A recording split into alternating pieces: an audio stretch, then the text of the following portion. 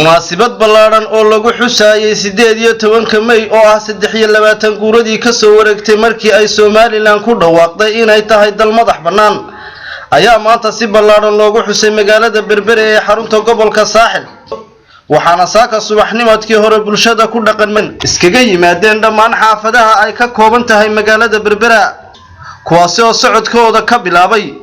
jidka weyn ee halbowlaha oo ah magaalada Berbera munaasabadan oo ahayd mid si heer sare ah loo soo agaasimay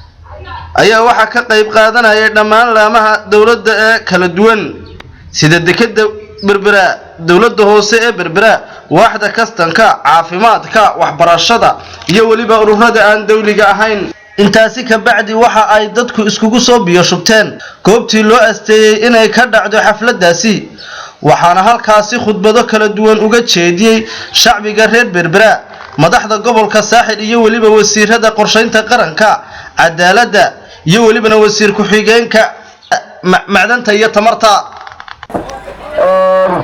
waxaan xasuusinayaa calanka maanta arwarsadooda arinta dalbadeeda sida uu ku leeyahay xasuusataan anigu waxaan leeyahay mujaahidiintu u dhimatay iyo xornimada Somaliland horta Allah u naxariisto ilaahay jannada geeyo dadka shacabka hore oo doonuu qoostay jawriyadda Soomaaliya oo jiray waxaan ummadda tusaynaa oo ummadda u bandhigaynaa inay nahay dawlad jirta oo calan leh amba tubaadicay soo qoostay tahay maraan iyagana waxaan leeyahay hambaliyo waana ku mahadsantihiin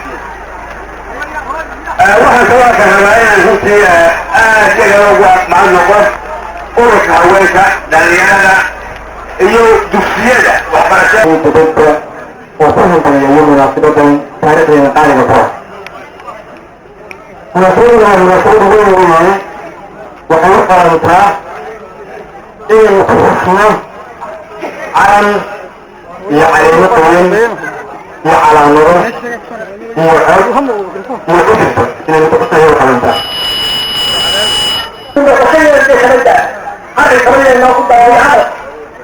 taasi waa taan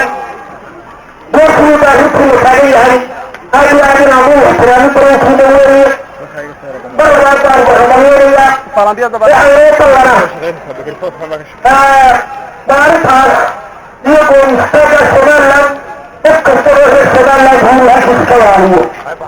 ka ugu badan ee ugu ilaalin karaana waa wadadgelyo oo aynu ilaalino caalamku yaani bariyada kalaaykaas dadka reer Berbera ayaa aan dhibsanayn cadceedda oo aad u kululayd maadaama lagu guda jiro xilligii kulaylka waxaana ay ku dabaaldegayeen badda iyo barigaba taasi oo ay indhahaygu qabanayeen calanka dalkan jamhuuriyadda Soomaaliland oo laga taagay badda dusheeda taasi oo aanay waxba hayn